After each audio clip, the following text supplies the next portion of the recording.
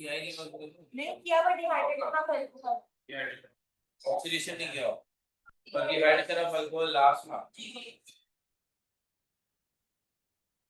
तो इसके बाद नंबर 4 रिएक्शन है ऑक्सीडेशन ऑफ अल्कोहल। ये वही रिएक्शन है जिसकी डिस्क्रिप्शन हमने एग्जाम्पल से लिखी थी कि प्राइमरी अल्कोहल ऑक्सीडाइज होकर एल्डिहाइड बनाते हैं और एल्डिहाइड ऑक्सीडाइज होकर कार्बोक्सिलिक एसिड बनाते हैं। सेकेंडरी अल्कोहल ऑक्सीडाइज होकर कीटोन बनाते हैं और थोड़ी सी मुश्किल के साथ मजीद ऑक्सीडाइज होकर कार्बोक्सिलिक एसिड भी बना सकते हैं, जबकि 3 डिग्री अल्कोहल ऑक्सीडाइज नहीं हो। यही पूरी बात हमने पहले कही थी आ गई। तो if I have primary alcohol and I oxidize them, they give me aldehyde, and on further oxidation carboxylic acid. अगर हम इसको एग्जाम्पल के साथ करें, this is the general formula for a primary alcohol. When it oxidizes, we need a oxidizing agent which is usually potassium dichlorate in the presence of concentrated sulfuric acid. The job of this oxidizing agent is to provide the atomic or nascent oxygen. तो reaction यूं बनता है कि hydrogen from hydroxyl group and one hydrogen from this carbon, they both react with this nascent oxygen to form water and this bond shifts there. तो इस तरह जो चीज हमें मिलेगी, this must be an aldehyde along with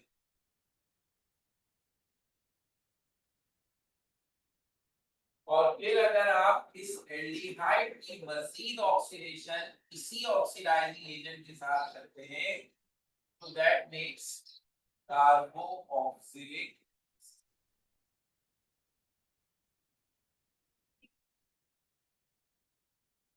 ये just इस बात को थोड़ा सा स्ट्रेंथन देने के लिए मैंने इक्वेशन ली थी, otherwise this information is enough. Same इसी तरह the 2 degree alcohol on oxidation under the similar oxidizing agent can gives ketone which on further oxidation gives carboxylic acid.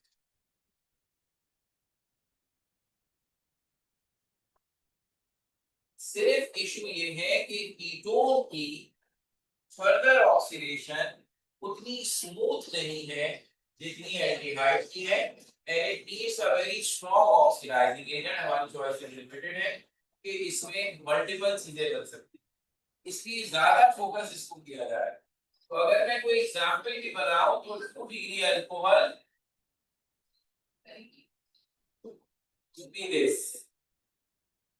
और अगर यही ऑक्सीडाइजिंग एजेंट हम लेते हैं potassium dichromate and concentrated sulfuric acid, तो same ऊपर वाला था कि एक H हाइड्रोक्सिल ग्रुप से और एक H कार्बन से will react with this oxygen to form water और ये बॉन्ड जो है यहाँ शिफ्ट होगा तो ये बन जाएगा E2।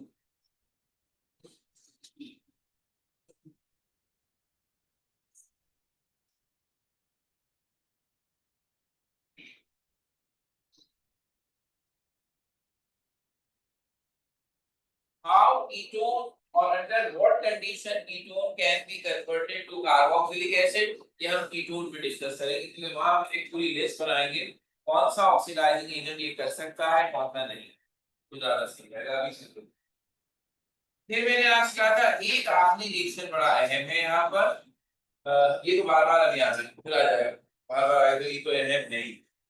लेकिन जो खास तौर पर यहाँ एक रिएक्शन ऐसा है कि सारी बातें हमने मोनोहाइड्रिक अल्कोहल की, लास्ट में एक रिएक्शन हमने दिया है फॉर अ डाइहाइड्रिक, तो वो अब हमारे लिए है द लास्ट वन फिफ्थ, वो है cleavage of 1,2 diols into a glycol.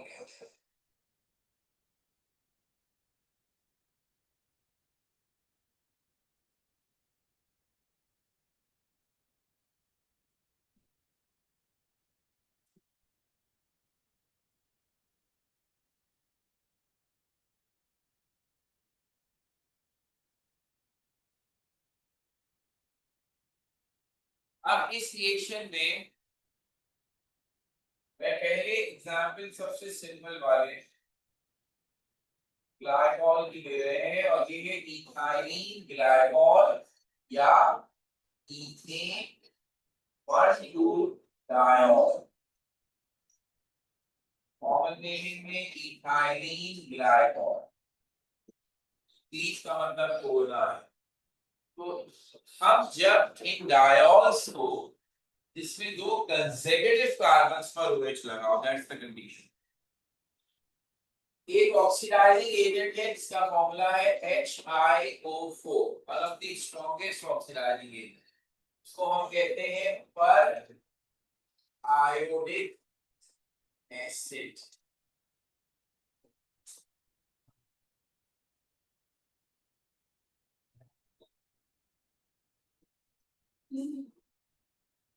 कैसे पता चलता है कौन स्ट्रॉन्गेस्ट ऑक्सीडाइजिंग है?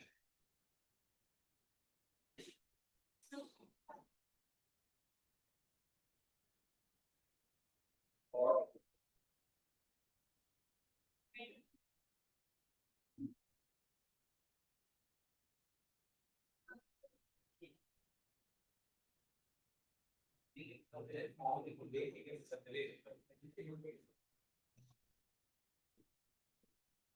लावा में शाम से तुमको अपने एक बार बताया ऑन टाइम, तो अब जो वही बात है हम याद ही कर लेते हैं, हमारे से लाइफ बहुत हमारी अच्छी है, लेकिन इसकी वजह सिंपल है। हमारे फॉर्मूले में कोई एलिमेंट ऐसा हो जिस पर एबनॉर्मल पॉजिटिव चार्ज, जिसमें एबनॉर्मल पॉजिटिव चार्ज होगा, उसमें ये टेंडेंसी होगी कि वो इलेक्ट्रॉन गेन करके खुद को रिड्यूस करेगा, तो दूसरों को ऑक्सीडाइज करेगा। तो ऑक्सीडाइजिंग एजेंट दूसरों को ऑक्सीडाइज करता है, खुद को रिड्यूस करता है। तो अब कैसे एबनॉर्मल की क्या डेफिनेशन है? हैलोजेंस कौन से ग्रुप में है? 7। वो क्या करते हैं? एक इलेक्ट्रॉन गेन करके -1 का चार्ज हासिल करते हैं, इलेक्ट्रॉन लॉस तो नहीं करते हैं। इस कंपाउंड में HiO4 में अगर आप आयोडीन का ऑक्सीडेशन नंबर निकालें तो O4 की वजह से होगा -8, एक ऑक्सीजन पे -2, 4 ऑक्सीजन पर -8, और हाइड्रोजन होता है +1। इसका मतलब 4 ऑक्सीजन से 8 इलेक्ट्रॉन गेन किए हैं, जिसमें से एक हाइड्रोजन ने दिया है, बाकी के 7 कहां से आए? बाकी के 7 ये है आयोडीन है, आयोडीन का चार्ज यहाँ पर है +7। बचाओ, इस हैलोजन से 7 इलेक्ट्रॉन छीन लिए, इतने तो मेटल नहीं देते इलेक्ट्रॉन जितने नॉन मेटल बेचारे ने छीन लिए। तो इस वक्त ये आयोडीन तकरीबन गुस्से में पागल हो चुका है, क्योंकि आपने उस एलिमेंट को जिसपे लेबल लगा हुआ है हाईली इलेक्ट्रोनेगेटिव एलिमेंट हैलोजन, तो 7 इलेक्ट्रॉन छीन। तो ये सिर्फ इसलिए क्योंकि oxygen is the second electro most electronegative element, वो छीन सकता है, क्योंकि सब तो नहीं छीन सकते। अब ये जिससे रिएक्शन करेगा अपने एबनॉर्मली हाई पॉजिटिव चार्ज की वजह से, उससे इलेक्ट्रॉन छीनने की इसमें एक्स्ट्राऑर्डिनरी एबिलिटी, उससे इलेक्ट्रॉन छीनकर अपना चार्ज कम करने की कोशिश करेगा और उसको oxidise, that's why they are extraordinary strong oxidising agent. अब ये HiO4 और इसी स्टाइल के सारे ऑक्सीडाइजिंग एजेंट, ये MnO4 इसके मुकाबले में थोड़ा हल्का है, क्योंकि इसमें मैग्नीज का चार्ज +7 है, मैग्नीज तो मेटल है ना, तो मेटल पे प्लस चार्ज होना भारत उतनी एबनॉर्मल बात नहीं है जितनी के आयोडीन पे होना है। लेकिन ये इसलिए स्ट्रॉन्ग ऑक्सीडाइजिंग एजेंट है कि अगर हमें इलेक्ट्रॉनिक कॉन्फ़िगरेशन याद हो, मैग्नीज के लास्ट ऑर्बिट में होते ही 7 इलेक्ट्रॉन है, आपने सब छीन लिए, अब या तो KMnO4 रिएक्शन ही ना करे तो क्या होगा, इलेक्ट्रॉन तो ले नहीं सकता चाहे ऑक्सीजन ही आ जाए, अब है ही नहीं तो कहां से देंगे, तो या तो ये रिएक्शन ही नहीं करेगा, और अगर करेगा तो सिर्फ एक ही तरीका है कि अभी इलेक्ट्रॉन गेन करे और दूसरों को ऑक्सीडाइज। दैट्स व्हाई ये इसी तरह जिसका नाम वहां लिखा है, जरा हिसाब लगाएं अगर, तो इसमें क्रोमियम का ऑक्सीडेशन स्टेट +6 है, और क्रोमियम की भी कॉन्फ़िगरेशन चेक करें, उसके भी last orbital 6 electron. Sulphuric acid बहुत स्ट्रांग ऑक्सीडाइजिंग एजेंट है, ये तो इसकी टक्कर पे है क्योंकि यहाँ सल्फर नॉन मेटल है और उसका चार्ज +6 है। तो हर वो अमूल ऑक्सीडाइजिंग एजेंट इसी तरह 3 एटम वाले होते हैं, जो निशानी मैंने बताया थी ना, कहीं कहीं फिट बैठती है, एक साइड पे हाइड्रोजन होगा, एक साइड पे ऑक्सीजन, और बीच में वो एलिमेंट फंसा हुआ होगा जिससे सारा काम करता है, और वो होगा एब्नॉर्मली पॉजिटिव। इसमें भी वैसा, इसमें भी वैसा, इसमें वैसा। इसी तरह नाइट्रिक एसिड में नाइट्रोजन का चार्ज +5, ये सारे के सारे स्ट्रॉन्ग ऑक्सीडाइजर। तो आप रिएक्शन बहुत से देखिएगा, जरा टेढ़ा सा रिएक्शन है। अब इस रिएक्शन में होता ये है कि हमने ऊपर लिखा क्लीवेज, तो यहां से कंपाउंड टूटेगा, तो टुकड़े हो गए, तो जिन दो कार्बन्स के साथ OH है ना, वहां से कंपाउंड टूटेगा। अच्छा, इस HiO4 ऑक्सीडाइजिंग एजेंट का काम वही है जो यहाँ मैंने शॉर्ट फॉर्म में बताया किया था, it gonna provide a nascent oxygen. तो इसका एक ऑक्सीजन इससे छूटेगा, जब एक ऑक्सीजन छूटेगा तो ये क्या बना देगा, HiO3, इसको कहते हैं आयोडिक एसिड। इसकी तो कहानी बता दी गई है, इसने अपना एक ऑक्सीजन दिया तो खुद HiO3 बन गया। वो ऑक्सीजन कहाँ गया, वो ऑक्सीजन गया यहाँ पर, कि ये जो OH के H थे, दोनों OH के H, ये H इस ऑक्सीजन से मिलकर क्या बनाएंगे, वाटर। अब सोचिए जब वहां से दोनों कार्बन का बॉन्ड भी रिलीज कर दिया, उनसे एक एक हाइड्रोजन भी ले लिया OH वाला, तो अब वहां क्या बनना चाहिए, तो वहां ये बनना चाहिए कि ये बॉन्ड यहाँ शिफ्ट होगा, ये बॉन्ड यहाँ, तो हमें 2 मोल्स मिलेंगे मीथानल के, aldehyde, मीथा, which is called formaldehyde in common name।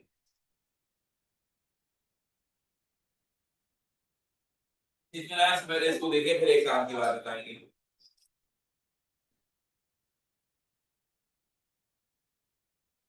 जिन दो कार्बन के बीच में OH था, वहां से कंपाउंड टूट के 2 टुकड़े हो गए, और दोनों के OH में से H हमने छीन लिया, जिससे 2 बचा, उसको ने कार्बन से डबल कर दिया, तो खुद ब खुद कार्बोनाइल कंपाउंड बन गया, क्योंकि तो इस केस में इथानल, ठीक है ना।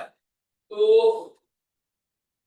ये इथानल, इथानल कैसे बनेगा, अगर इसके एक साइड पे तो हाइड्रोजन रहे मगर दूसरी साइड पे CH3 आ जाए, ठीक है ना, या अल्काइल ग्रुप आ जाए, तो एल्डिहाइड का हायर मेंबर बन जाए, और अगर दोनों तरफ अल्काइल ग्रुप आ जाए तो ये कीटोन बन जाएगा। अब ये दोनों हाइड्रोजन कौन है, ये, इसका मतलब है अगर मैं instead of using ethane 1,2 diol, अगर मैं यहाँ पर कोई और डायोल इस्तेमाल करूं, ये जरूर हो, इन 4 जगहों पर मैं क्या लगाऊंगा, इससे ये डिसाइड होगा कि वहां इथानल बनेगा, कोई और एल्डिहाइड बनेगा, या कीटोन बनेगा। It all depends upon these. First कीजिए इन पे चारों तरफ अल्काइल ग्रुप, तो फिर जब ये यहां से टूटेगा तो दोनों तरफ कीटोन बनेंगे।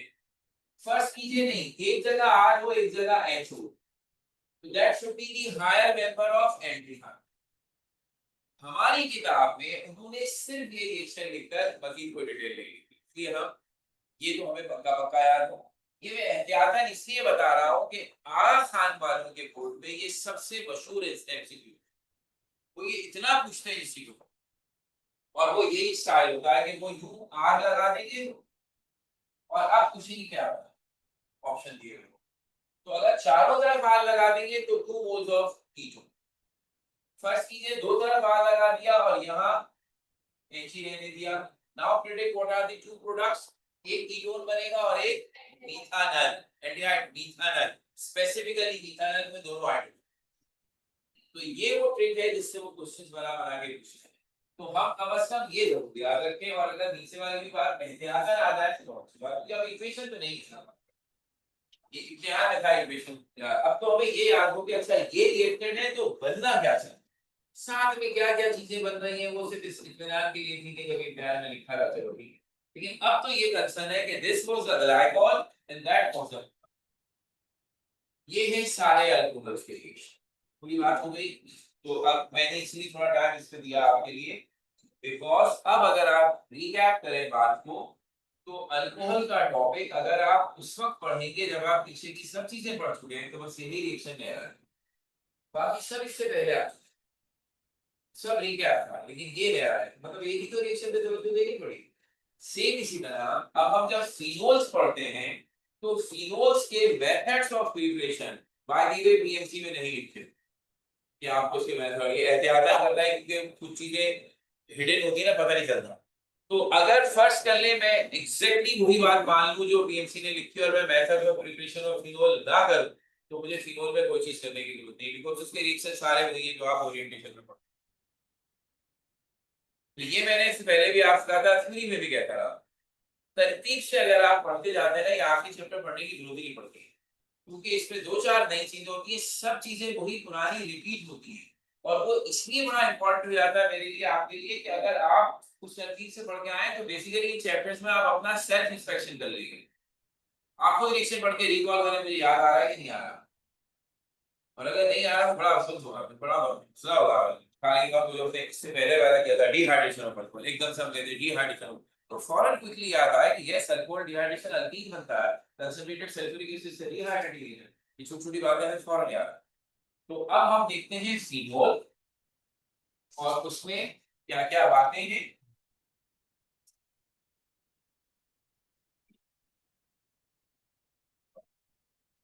बेसिकली फिनोल अभी अल्कोहल ही में है हम, क्योंकि फिनोल इज आल्सो अल्कोहल। फर्क क्या है, एक एलिफैटिक अल्कोहल है, एक एरोमेटिक अल्कोहल है। अच्छा ऐसा अगर सोचते हैं तो ये तो हर एक में आना चाहिए था, इवन अल्काइल हैलाइड में भी आप ये कहते हैं कि अगर नॉर्मल अल्काइल से लगा तो अल्काइल हैलाइड, अगर किसी एरोमेटिक रिंग से लगा तो अराइल, वो भी बनता है और बिल्कुल होते हैं, लेकिन चूंकि उनकी कोई ऐसी सेपरेट इंपॉर्टेंस नहीं है कि हम उसका खास तौर पे तस्करा करते तो हमने वहां नहीं किया। इवन हम एल्डिहाइड कीटोन में भी नहीं कहेंगे कि अल्काइल ग्रुप की जगह अगर बेंजीन रिंग लगाओ तो ये अराइल एल्डिहाइड हो गया, होते वो भी कंपाउंड है लेकिन वो बिल्कुल वैसे ही है जैसे एल्डिहाइड होते हैं। अल्कोहल में इनकी एक अलग पहचान है, बेंजीन रिंग के साथ OH लगे या किसी एरोमेटिक सिस्टम के साथ OH लगे, ये क्लास कुछ ऐसी जगहों पर बड़ी जबरदस्त इस्तेमाल होती है कि हम इसे थोड़ा सा अलग से इंपॉर्टेंस देते हैं। तो फिनोल्स पहली बार वो नाम ही समझ ले, फिनोल नहीं है इस फैमिली का नाम, इस फैमिली का नाम है फिनोल्स, एस लगाना नहीं है, क्योंकि एस लगाएंगे तो दिस इज द फैमिली, अगर एस के कहेंगे तो दिस इज सिंगल कंपाउंड, उसको आप फील होंगे। तो phenols are organic compounds in which one or more OH groups are attached to benzene or any other aromatic system। तो बेंजीन या किसी भी और एरोमेटिक कंपाउंड के साथ अगर एक या एक से ज्यादा OH लग जाए तो ये पूरी फैमिली फिनोल्स कहलाती है। इसका सबसे मशहूर मेंबर है when you have benzene and it is attached with one OH, तो इस मेंबर को भी हम फैमिली के नाम से ही फिनोल कहते हैं। अब ये फिनोल इसका ट्राइवियल नेम IUPAC नहीं है, हमने आपसे कहा बेंजीन नाम को हमने ये ऑनर दिया एक तरह से कि बजाय उसका सिस्टमैटिक नेम बनाते हमने उसके ट्राइबल नेम को उसका IUPAC नेम डिक्लेयर किया। वजह ये थी कि शायद हम सिस्टमैटिक नेम ना बना, बिकॉज उसके डबल बॉन्ड्स को ट्राइन नहीं कह सकते, वो जस्ट लाइक ट्राइन नहीं है, वो तो डीलोकलाइज्ड सिस्टम ऑफ कॉन्जुगेट है, तो बेंजीन कह दिया, तो चलो एक को कह दिया। अब इसका नाम IUPAC में बेंजीन ही से निकालकर बना सकते हैं बेंजीनॉल, which is absolutely right, this is the IUPAC name of this compound। लेकिन अब हम कुछ फैक्ट्स पर बात करें, हमारी अपनी किताब में भी सिर्फ एक जगह पर ये नाम है बेंजीन ऑयल, सब जगह फिनोल। तो ये जो नाम लिखते वक्त हमारे स्टैंडर्ड्स है ना, उनमें सबसे इंपॉर्टेंट बात है what is the purpose of the name. तो नेम का पर्पस है आइडेंटिफिकेशन। तो आइडेंटिफिकेशन का तकाजा है कि जिन बच्चों को हम नाम सिखा रहे हैं, सिर्फ IUPAC ना सिखाएं, बाकी भी सिखाएं, क्योंकि जब वो इस क्लास से निकल कर कोई और सब्जेक्ट पढ़ते हुए किसी ऑर्गेनिक कंपाउंड को पढ़ेंगे, तो वहां उसका कोई भी नाम लिखा हो सकता है। तो जो कैम्ब्रिज ए लेवल वाले हैं, वो सिर्फ IUPAC सीखते हैं, वो इस बात पर फंसते हैं कि जब वो खास तौर पर अगर वो मेडिकल के हों और मेडिकल की बुक्स पढ़े, मेडिकल की बुक्स में ज्यादा ट्राइवल देखते हैं। एक मेडिकल की किताब में दिखा दीजिए कि उन्होंने ग्लूकोज को 2 3 4 5 6 पेंटा हाइड्रोक्सी एक्सेलर लिखा। Glucose that's a soft name, मशहूर नेम। तो इसलिए हमारा पॉइंट ऑफ व्यू है कि हर एक से फेमिलियरिटी हो, ये मकसद है नाम से आइडेंटिफिकेशन। अगर आपसे नाम तो पता ही चल रहा है कंपाउंड कौन है, तो फिर फायदे खत्म हो गया। तो फिनोल भी ऑफिशियल IUPAC नेम है, बेंजीनॉल भी है। टेक्निकली बेंजीनॉल ज्यादा इसलिए बेहतर है कि उससे फौरन पता चलेगा कौन है, लेकिन फिनोल ज्यादा कॉमन है। हम इस कंपाउंड को बेंजीनॉल कम कहते हैं, फिनोल ज्यादा कहते हैं। इसलिए हमारा भी फोकस होगा कि ये नाम आपके जहन में रहे, क्योंकि आप जहां भी किताब खोलकर पढ़ेंगे ये ये अच्छा, इसका तीसरा भी नेम है, और वो तीसरा नेम इसका ट्राइवल नेम है स्प्लिटिक कार्बोलिक एसिड। ये सबसे कम इस्तेमाल होता है, तो ये हमारे में पता। तो ये इसकी पहली और सबसे मशहूर एग्जाम्पल है। बुनियादी तौर पर हम यहाँ जिसकी चीजें पढ़ेंगे, डिटेल्स पढ़ेंगे, वो यही फिनोल बेंजीनॉल। अच्छा, इसकी भी क्विकली एक क्लासिफिकेशन है, and that's also on the basis of number of OH groups। OH group की बेस पर इसकी क्लासिफिकेशन है। तो पहली है मोनोहाइड्रिक फिनोल। नाम से ही पता लग गया, इसमें एक OH ग्रुप होगा, और हमारा कंसर्न है सिर्फ एग्जांपल से, तो वो अभी अभी लिखी है, दैट इज सिंपली फिनोल और बेंजीनॉल। असल जो हमें इस क्लासिफिकेशन से फायदा लेना है वो ये है कि जो डाइहाइड्रिक फिनोल, जाहिर सी बात है इसमें 2 OH ग्रुप्स होंगे, और फिनोल चूंकि एरोमेटिक रिंग रखता है बेंजीन का, और हमें पता है बेंजीन पे अगर 2 ग्रुप्स लग जाए तो उनकी 3 पॉसिबल पोजीशन है, ऑर्थो, पैरा और मेटा। तो इस हिसाब से डाइहाइड्रिक फिनोल्स 3 हो सकते हैं। हमें उन तीनों के बारे में पता हो। अगर OH ग्रुप 1 और 2 पोजीशन पर होगा, जिसको आप ऑर्थो कहते हैं, तो IUPAC के लिहाज से इसका नाम 1,2 बेंजीन डायॉल होगा, और इसका जो ज्यादा मशहूर नाम है वो है कैचीकॉम। अब 1,2 बेंजीन डायॉल अगर मैं कह देता हूं, तो फिर तो किसी को पूछने की जरूरत ही नहीं है कि इसका स्ट्रक्चर क्या होगा, ये तो नाम से पता चल गया उसको। ना ये पूछने की जरूरत है how many OH are present in 1,2 benzene diol, ये तो बेवकूफी वाला सवाल होगा। लेकिन अगर सवाल ये होगा कि कैचीकॉल में कितने OH है, तो दैट वर्ड, क्योंकि इसका मतलब है हम बच्चे की ये बात टेस्ट कर रहे हैं कि वो इस नाम से वाकिफ है या नहीं, इसलिए ज्यादातर सवाल इस नाम से। तो अब इसका मेटा वाला, जिसमें OH 1 और 3 पोजीशन या मेटा पोजीशन पर हो, हम सिस्टमैटिक नेम तो 1,3 बेंजीन डायॉल बना देंगे, और इसका ट्राइवल नेम होगा रिसोर्सिनोल। और अगर यही पैरा पोजीशन वाले OH हो 1,4, तो 1,4 बेंजीन डायॉल, और इसको हम कहते हैं hydroquinone.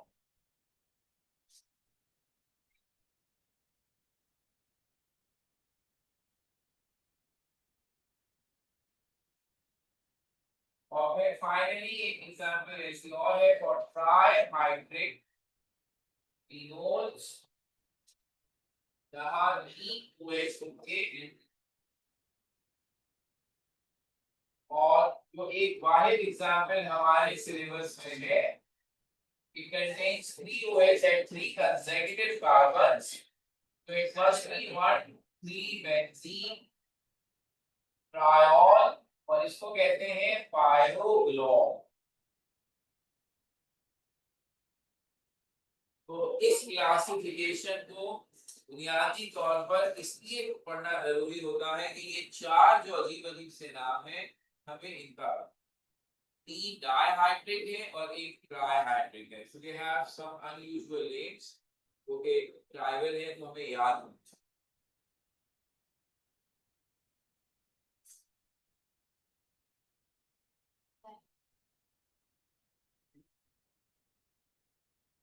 Physical properties of phenol,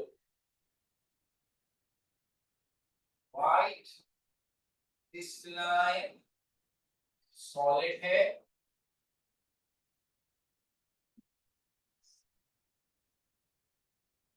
लेकिन इम्प्योरिटीज की वजह से इसमें हल्का हल्का रेड शेड आया। Highly corrosive and toxic,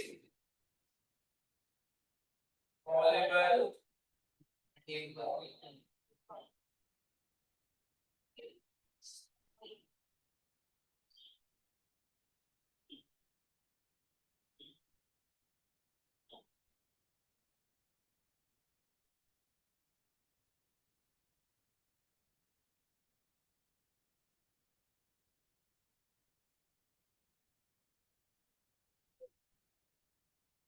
OH group phenol का भी हाइड्रोजन बॉन्डिंग में इन्वॉल्व होता है, इसकी वजह से फिनोल का अपने सिमिलर साइज वाले कंपाउंड के मुकाबले में मेल्टिंग पॉइंट जरा ज्यादा है because of formation of hydrogen bonding.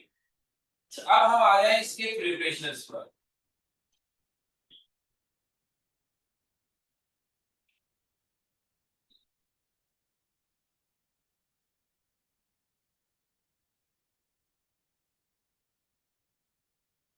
पहला तरीका है फॉर्म सोडियम बेंजीन सल्फोनेट।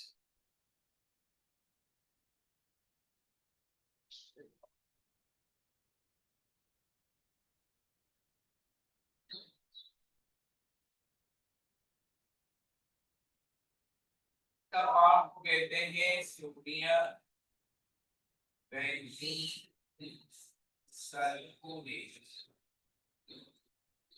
इसका रिएक्शन सोडियम हाइड्रोक्साइड से करवाएं या सोडियम कार्बोनेट से करवाएं, it will give you the phenol।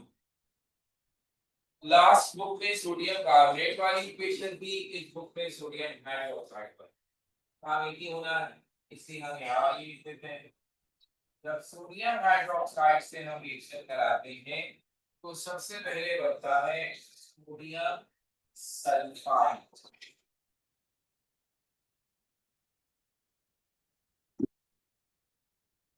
SO4 हो तो सल्फेट होता है, SO3 हो तो सल्फाइड इस्तेमाल करके वाटर बनेगा।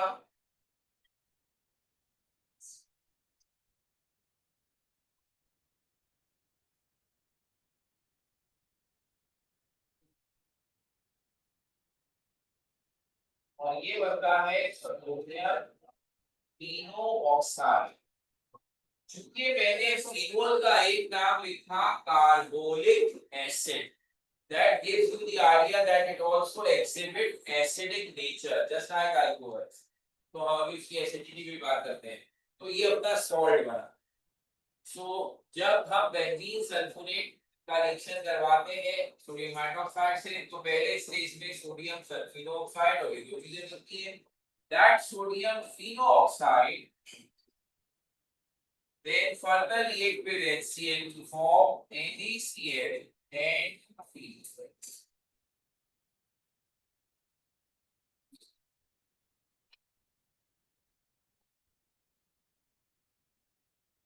याद रखें, एक वीक एसिड किसी भी सूरत में नहीं बन सकता जब तक वहां एक स्ट्रॉन्ग बेस मौजूद है ना। ये पहले ये बनाते हैं, फिर पहले बनाते हैं इसको नीचे को। तो वजह ये कि जब तक यहाँ बेस मौजूद है, अगर फिनोल बनेगा भी तो वो बेस से न्यूट्रलाइज होकर अपना सॉल्ट, इसलिए जब तक यहाँ बेस मौजूद है इसका सॉल्ट बनेगा। जैसे ही ये सॉल्ट बन गया, हमने फौरन इसे एसिड से रिएक्शन करवाया ताकि ये अपने वीक एसिड वाली फॉर्म में करवा। ये काम अगले स्टेप में भी होगा। अगला स्टेप ज्यादा मशहूर रिएक्शन है। अगला मेथड को कहलाता है डाउस मेथड।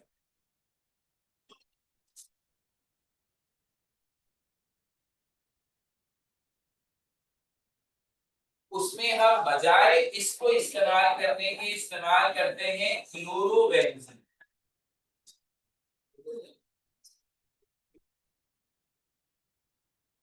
क्लोरोबेंजीन का रिएक्शन उसी सोडियम हाइड्रोक्साइड से होता है तकरीबन 350 atm प्रेशर पर और हाई टेम्परेचर।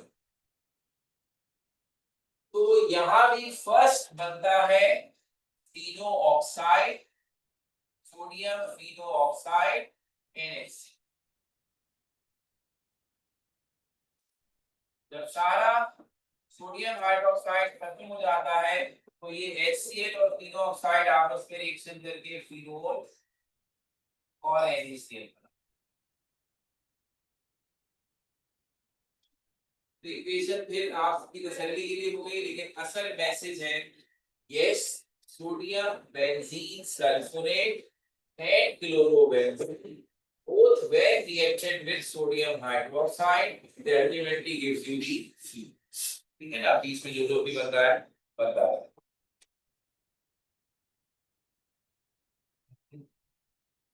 तीसरा और आखिरी जो है वो है डाइहेड्रोनियम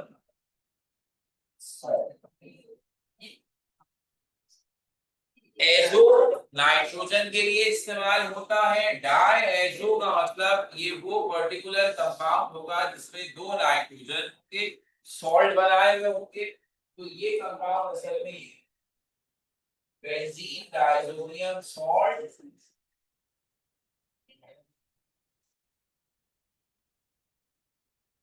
तो हम कहेंगे benzene डाइहेड्रोनियम chloride.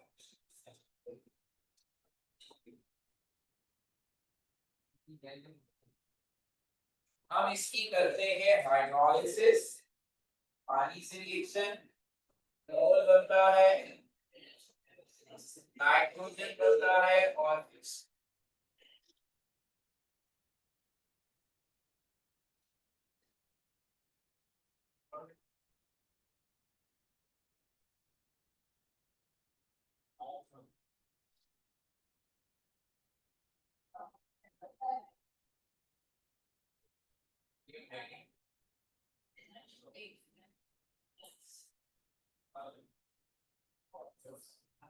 into a exam।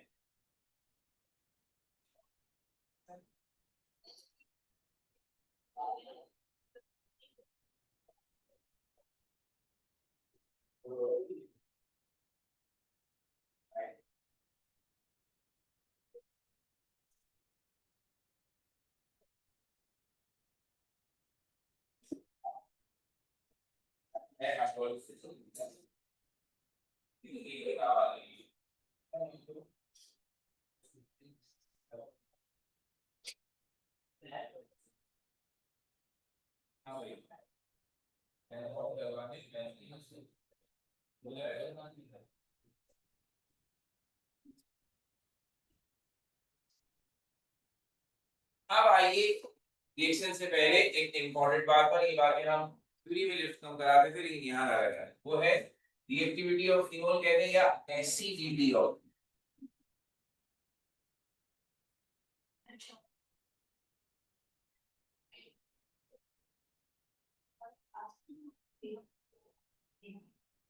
सही है वो रिएक्शन भी। वो उस वक्त में है, ये बिल्कुल वैसे है किताब में एक और जगह इन्होंने ऐसा किया हुआ है। ऐसे रिएक्शन में जब हम सोडियम हाइड्रोक्साइड एक्वस से रिएक्शन करते हैं, they call it hydrolysis. Reaction में पानी से हो रहा है एनएच यहाँ पे भी हाँ तो मैं वो लिख के लेकिन बुक पे यहाँ लिखा तो बेहतर है वो बिल्कुल सही acidity of phenols phenols acidic है अल्कोहल भी एसिडिक है कार्बोक्सिलिक एसिड बेस ये तीन बड़े एसिड है हमारे ऑर्गेनिक के we need to know their order of strength तो कार्बोक्सिलिक एसिड वैसे तो ये तीनों ही वीक एसिड्स हैं अगर मैं इनका मुकाबला करवाता हूँ इनऑर्गेनिक के जाइंट एसिड से sulphuric acid nitric acid hydrochloric उनके सामने तो इनका कोई मकाम नहीं तो उनसे तो मुकाबला नहीं हमारा मुकाबला ऑर्गेनिक वालों को ऑर्गेनिक वालों उसमें सबसे स्ट्रॉन्ग कार्बोक्सिलिक एसिड अब ये दोनों अल्कोहल हुए ना दोनों में OH ग्रुप है फिनोल में भी का और नॉर्मल अल्कोहल में भी तो हमने कहा कहानी ये है कि जो नॉर्मल अल्कोहल है जब वो पानी में जाएगा तो वो बनाएगा अल्को ऑक्साइड ठीक है और H पॉजिटिव आयन जनरेट करेगा जब फिनोल पानी में जाएगा तो वो बनाएगा फिनो ऑक्साइड और H पॉजिटिव तो ये फिनो ऑक्साइड आयन है अच्छा एसिड की स्ट्रेंथ इस बात पे डिपेंड करती है कि कौन ज्यादा परसेंटेज में H पॉजिटिव आयन प्रोड्यूस करता है रिएक्शन रिवर्सिबल होगा आयनाइजेशन का हमेशा because this cation can react with the A9 form the alcohol again तो अब इसमें रिवर्स रिएक्शन करने की टेंडेंसी ज्यादा है वो वीक एसिड और जिसमें फॉरवर्ड रिएक्शन करने की टेंडेंसी ज्यादा है वो स्ट्रॉन्ग होगा हमें ये फैसला करना है कि इन दोनों में से इस केस में H पॉजिटिव O नेगेटिव से ज्यादा जल्दी मिल रहा है एक नजर में हर बच्चे को लगता है दोनों जगह O नेगेटिव ही तो है एक जैसे ही अंदाज से मिलेगा हमने कहा नहीं फर्क इसमें ये है कि जो सिंपल अल्को ऑक्साइड है जिसमें एक नॉर्मल अल्काइल ग्रुप O के साथ लगा है इसमें ये नेगेटिव चार्ज इस ऑक्सीजन पर ही रहता है तो H प्लस को ऑक्सीजन से मिलने में बड़ी आसानी रहती है because negative charge is fixed at oxygen लेकिन ये जो सिचुएशन है अगर आपको याद आए मैं ओरिएंटेशन में बताई थी when a atom with negative charge attached with aromatic ring तो वो बनता है इलेक्ट्रॉन पेयर डोनेटिंग ग्रुप ये अपना चार्ज बेंजीन रिंग में देता है और रेजोनेंस में ये चार्ज पूरे रिंग पे घूमता रहता है इसका मतलब है फिनो ऑक्साइड में नेगेटिव चार्ज एक जगह ठहरा नहीं हुआ but it is delocalised over the entire ring तो अब आप फैसला कीजिए कि एक ऐसी चीज को टारगेट करना जिसकी जगह फिक्स है ज्यादा आसान है या ऐसी चीज को टारगेट करना जो मुसलसल अपनी जगह चेंज कर रही हो तो जो मुसलसल अपनी जगह चेंज कर रही है उससे मिलना कंपैरेटिवली मुश्किल होगा इसलिए फिनो ऑक्साइड H प्लस से मिले दिस इज लेस प्रोबेबल और अल्को ऑक्साइड H पॉजिटिव से मिले ये तो फौरन है इसलिए हमारा डेटा कहता है कि नॉर्मल अल्कोहल कंपैरेटिवली सबसे वीक एसिड है फिनोल दूसरे नंबर पर है दरम्यान में आते हैं और सबसे स्ट्रॉन्ग कार्बोक्सिलिक एसिड ये है acidic strength increases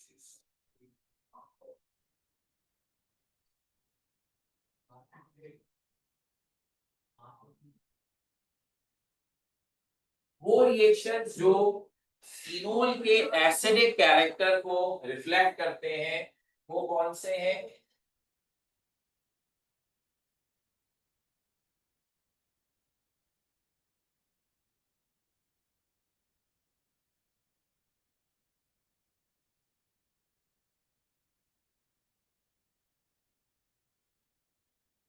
number one reaction with sodium metal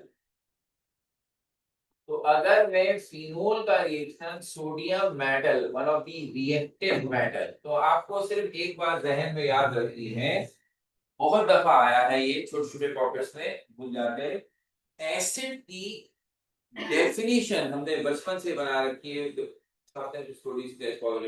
absolutely right कोई इशू की बात नहीं है लेकिन there are certain characters of acid जो उसकी पहचान बनते हैं और आप कह सकते हैं कि हम उनको उसको डिफाइन करने में भी यूज कर सकते हैं तो जब तक हमें ये नहीं पता था कि हाइड्रोजन आयन क्या होता है तो उससे पहले भी एसिड होते थे तो उस वक्त एसिड्स की पहचान थी एक ऐसा एक केमिकल के तौर पर जो मेटल्स को डिसॉल्व कर लेता है। तो इसका सबसे मशहूर रिएक्शन है कि एसिड मेटल्स के साथ रिएक्शन करके सॉल्ट और हाइड्रोजन गैस, तो हम एसिड की एक बहुत ही जबरदस्त पहचान इसे करवाते हैं। बस इसमें शर्त ये है कि metal must be reactive. Less reactive metal आमतौर पर डाइल्यूट एसिड से रिएक्शन नहीं करते, कंसंट्रेटेड से कर लेते हैं, लेकिन अगर रिएक्टिव मेटल हो सबसे कर लेता। तो अब सोडियम तो अल्कली मेटल है और रिएक्टिव मेटल, तो फिनोल के साथ रिएक्शन करके ये वही मशहूर सॉल्ट बनाएगा जिसकी वजह से इसका नाम आ रहा है sodium Fino oxide and hydrogen gas will evolve. हम बाद में बताएंगे ये पर्टिकुलर रिएक्शन फिनोल की आइडेंटिफिकेशन टेस्ट में भी यूज होता है, क्योंकि अगर मैं ये रिएक्शन करवाऊं तो हाइड्रोजन गैस बबल्स बना के निकलती है और वो देखी जा सकती है, तो हमें पता चल जाता है कि जो चीज सोडियम से रिएक्ट कर रही है वो कोई एसिड है, दैट मस्ट बी फिनोल अगर हमने इस्तेमाल किया। तो दूसरा रिएक्शन इसी से मिलता जुलता है, मगर अब सोडियम नहीं है बल्कि प्रॉपर बेस है, सोडियम हाइड्रोक्साइड। तो if it is acid it should go in neutralisation reaction. तो अगर फिनोल को हम सोडियम हाइड्रोक्साइड से रिएक्ट करवाएं तो ये बनाता है salt, that is sodium Fino oxide and water. तो दिस इज सिंपली न्यूट्रलाइजेशन। ये दो रिएक्शन हैं जो प्योरली रिफ्लेक्ट करते हैं कि phenol is showing acidic character. हमें अब जो रिएक्शन पढ़ने हैं जस्ट अ रीकैप, दोबारा से आपकी याददाश्त को ताज़ा करने के लिए, वो रिएक्शन है the electrophilic substitution reactions of phenol aromatic compound है, तो बेंजीन की तरह एडिशन से ज्यादा सब्स्टिट्यूशन रिएक्शंस पर जोर देगा, तो इसके इलेक्ट्रोफिलिक सब्स्टिट्यूशन रिएक्शंस होंगे और वो वही पांच हैं, halogenation, alkylation, acylation, sulphonation, nitration. तो चूंकि रिप्लिकेशन है तो किताब में उसमें से तीन से रहती है, हेलोजिनेशन, नाइट्रेशन, सल्फोनेशन। जरूरत ही नहीं थी उसकी क्योंकि हम ओरिएंटेशन में पढ़ चुके हैं। अगर हमारे पास फिनोल है जिसमें OH ग्रुप है, OH group is electron pair donating group which means it is ortho para directing group. So जब ये सेकंड सब्स्टिट्यूशन करेगा तो जिससे भी करेगा उसे ऑर्थो और पैरा पोजीशंस पर भेजेगा। So if I am going to do halogenation of phenol, I am expecting that I will get two products 50-50%. One is orthochlorophenol and second is para-halogen. If I am going for doing nitration, I will have the mixture of orthonitrophenol, para-nitrophenol. If I am going to do sulfonation, I am expecting the mixture of orthosulfophenol or para-sulfophenol या orthohydroxybenzene sulfonic acid and para-hydroxybenzene sulfonic. That is what I am expecting. और ये ऐसा ही है almost. हम जब phenol पढ़ रहे हैं तो ओरिएंटेशन तो नहीं पढ़ रहे ना, तो why should be also why should be see that कि हम सिर्फ सेकंड सब्स्टिट्यूशन करें। हम सेकंड से ज्यादा नहीं कर सकते, फिनोल के कैरेक्टरिस्टिक पढ़ रहे हैं ना। अगर phenol third fourth fifth substitution करता है तो हमें पता होनी चाहिए, तो वो बेसिकली हम आपसे शेयर करेंगे, लेकिन अगेन वो निकली थी ओरिएंटेशन वाली ही लॉजिक से। तो एक एक करके देखिए तीनों में हमारे क्या बात पुरानी है और क्या बात नहीं है। तो सबसे पहले हम देख रहे हैं बेंजीन की नाइट्रेशन, सॉरी बेंजीन में फिनोल की नाइट्रेशन ऑफ फिनोल। तो अगर मेरे पास फिनोल है और मुझे उसकी नाइट्रेशन करनी है, पहला काम मुझे फौरन याद आए बेंजीन हो या कोई भी एरोमेटिक कंपाउंड हो, जब हम उसकी नाइट्रेशन करते हैं तो हमारा काम है उससे नाइट्रिक एसिड का रिएक्शन करवाना and the catalyst which we need should be the sulphuric.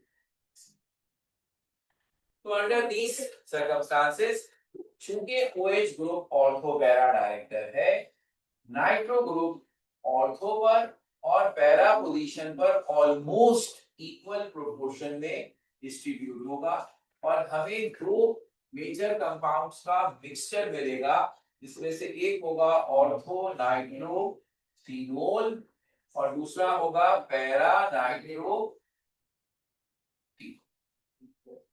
This is what we are expecting from orientation, हमें बता। ये हेडिंग कर देते हैं इसके ऊपर, this is for the dilute nitric acid. तब ये रिएक्शन होगा, कंसंट्रेटेड नाइट्रिक एसिड यूज कर दूं, यानी मैं ये चाहूं कि phenol should go successive nitrations, second के बाद थर्ड फोर्थ भी करे, तो आप में से हर एक को फिर से हम याद दिलाएंगे कि हमने आपको इस सेशन में भी बताया है कि OH भी electron pair donating group, when it attached with benzene, it tends to donate its electron pair to benzene, and then due to resonance, it creates negative charge on ortho para functions. ये बताया था, बेटा को कुछ नहीं कहता, इसलिए जो भी इलेक्ट्रोफाइल आएगा सब्स्टिट्यूशन करने, वो इन तीन जगहों से अट्रैक्शन फील करेगा। तो जब आप ये रिस्ट्रिक्शन लगा दें एक ग्रुप पे आना, तो वो ग्रुप इन तीन में से कोई एक पोजीशन सेलेक्ट कर लेगा। लेकिन जब हम ये रिस्ट्रिक्शन ना लगाएं, हम कहें आते जाओ जितने आने हैं, तो फिर नाइट्रो ग्रुप के लिए सबसे अच्छी पोजीशंस कौन सी होंगी? ये तीन। बेटा पे तो नहीं है, तो बेटा तो उसे अट्रैक्ट ही नहीं कर रहा है।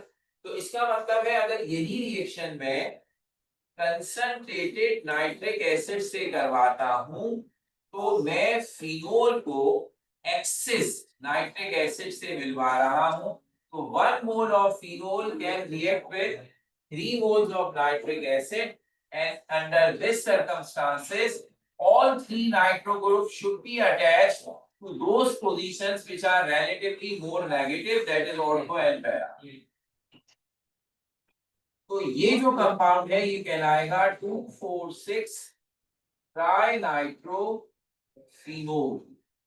जिसका कॉमन नेम है पिक्रिक एसिड।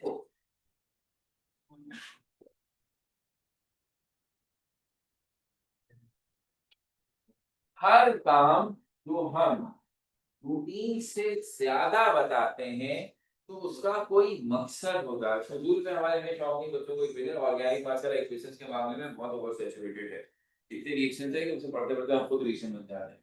तो हम बड़ा एहतियात से काम करते हैं फजूल के रिएक्शन से भर्ती के ना हो। तो अगर हमने फिनोल की नॉर्मल ओरिएंटेशन वाली सब्स्टिट्यूशन से एक स्टेप आगे बढ़े हैं, तो इसका मतलब है कोई काम की चीज थी तभी बढ़े हैं, तो बहुत ही काम की चीज है। नाइट्रिक एसिड स्पेशली, पहले हमारा टॉपिक भी था, अब निकल गया हमारे इनऑर्गेनिक से। नाइट्रिक एसिड दो चीजों में बहुत ज्यादा इस्तेमाल होता है, एक तो नाइट्रेट फर्टिलाइजर बनाने और दूसरा एक्सप्लोजिव्स बनाने। खास तौर पर ऑर्गेनिक वाले कंपाउंड से मिलकर बहुत सारे एक्सप्लोजिव इससे बनते हैं, और ये उन्हीं में से उस टाइप का एक कंपाउंड है। पिक्रिक एसिड जब बनता है तो इसे हम ड्राई हालत में नहीं रख सकते, फौरन फटता है। एक्सप्लोजिव उन्हीं केमिकल्स को कहते हैं जो जरा सा हीट करने पर, जरा सी रगड़ करने पर एक्सप्लोड हो। तो ये जो वो है जिसके शायद दोनों की जरूरत नहीं पड़ती, एयर में वो फट जाएगा। तो हम इसको खास तौर पर जब बनाते हैं तो किसी सॉल्वेंट में डिसॉल्व करके रखते हैं ताकि ये एक्सप्लोड ना हो। तो खतरनाक है, और ये खुद नहीं है, इससे मिलते जुलते माशाल्लाह सारे खानदान वाले इसके ऐसे ही। तो अब अगर मैं इससे मिलते जुलते एक और जो उसका तस्करा हमारी किताब में है, उसमें भी है, मशहूर भी बहुत है, सिर्फ OH की जगह CH3 लगाते हैं, तो यही कंपाउंड हो और OH की जगह CH3 लगता है। बेसिकली ये होगा the product obtained by successive nitration of methyl benzene। Methyl benzene की नाइट्रेशन करेंगे, वो भी ऑर्थो पैरा डायरेक्टर है, उससे भी इसी तरह प्रोडक्ट मिलेगा। तो ये जो मिलता है ये है 2,4,6 ट्राइनाइट्रो मिथाइल बेंजीन। IUPAC में हमें पता है मिथाइल बेंजीन को टोलुइन कहते हैं, so the name is 2,4,6 trinitro toluene, which is abbreviated as TNT। ये सबसे कॉमन बारूद है, एक्सप्लोजिव मटेरियल है, जो सारे छोटे बड़े बॉम्ब्स में जो सबसे कॉमन मटेरियल इस्तेमाल होता है वो यही वाला है। नंबर 2 इस ब्रोमिनेशन, जो मैंने अभी आपसे बात कही, ये उसी का नतीजा है कि हम महज नंबर्स और मसरूफ रखने के लिए इक्वेशंस नहीं बना रहे, पर्पसफुल बना रहे। तो टेक्निकली दूसरी होनी चाहिए थी हैलोजिनेशन, हम कहते हैं सारे हैलो, तो रिपीट होगा ना, बता तो चुके। OH group ortho para director है, आप किसी भी हैलोजन से रिएक्शन कराएंगे वो ऑर्थो पैरा पर ही जाएगा। तो अब हमने सबकी बात नहीं की, सिर्फ ब्रोमीन की बात। सो व्हाई सिर्फ ब्रोमीन, तो आप उसका भी मकसद सुनिए, व्हाई सिर्फ ब्रोमीन। तो पहले सिर्फ आपकी याददाश्त को फ्रेश करने के लिए, अगर मैं फिनोल की नॉर्मल ब्रोमिनेशन करता, तो ये just to check your concept of the orientation, अगर मैं नॉर्मल ब्रोमिनेशन करता तो I need bromine to be reacted with phenol in the presence of ferric bromide as a catalyst. So normal bromination requires reaction with bromine in the presence of ferric bromide as a catalyst, and will give you the two products, one with ortho position and one with para position of bromine. So and the side product should be HBr. So यहाँ आपको मिला ortho bromo phenol and para bromo phenol. Ortho और para bromo phenol आपको मिला.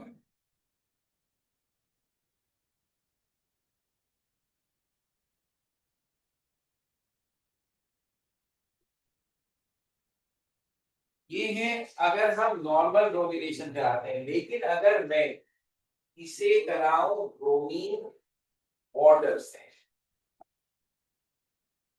तो इसका मतलब है